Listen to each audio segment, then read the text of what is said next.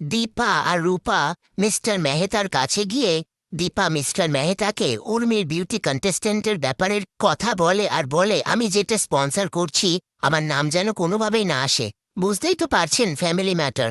Mister Mehta বলে, সে আমি বুঝতেই পেরেছি। এই নিয়ে তাদের মধ্যে কথা হতে থাকে। এরপর দীপা আর রূপা বাড়ি ফিরে আসলে সোনা রূপাকে বলে, তোমরা কোথায় গিয়েছিলে? রূপা বলে, আমার চোখের চেক আপ ছিল তাই ডক্টরের কাছে গিয়েছিলাম। সোনা বলে, আমাকে তো বললে না।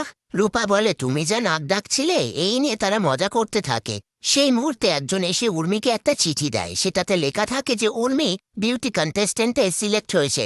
এ কথা শুনে বাড়ির সবাই খুশি হয়ে যায়। উর্মি বলে, কিন্তু ওরা জানলো কি করে? পাশ থেকে অনুজা বলে, আমাদের দীপা অনেক অসাধ্য সাধন করেছে, এবারে উর্মি করবে। এরপর উর্মি দীপাকে বলে, তুই কিন্তু আমার ফেস প্যাক বানানো থেকে কি কি পরবো সবটাই তুই সিলেক্ট করবি। আমি তো আগে যা যা কম্পিটিশন জিতেছি সবটাতেই তো তোর ছোঁয়া ছিল। রাত্রিবেলা সোনা রূপাকে বলে, তুমি কোথায় গিয়েছিলে ঠিক করে বলো। কাকিয়া যখন বিউটি কন্টেস্টেন্টের ব্যাপারের কথা বলছিল তখন তোমার মুখটা ছোট হয়ে গিয়েছিল, আমি দেখেছি।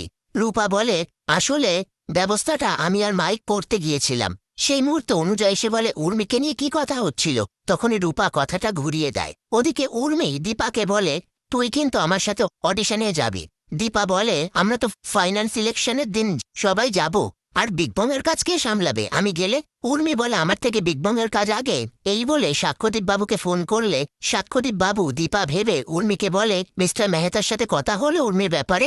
উর্মির ব্যাপারটা ফাইনাল হলো তো? উর্মি বলে, মিস্টার মেহতা আপনি আমার কথা কি করে জানলেন? এ কথা শুনে দীপা চমকে যায়।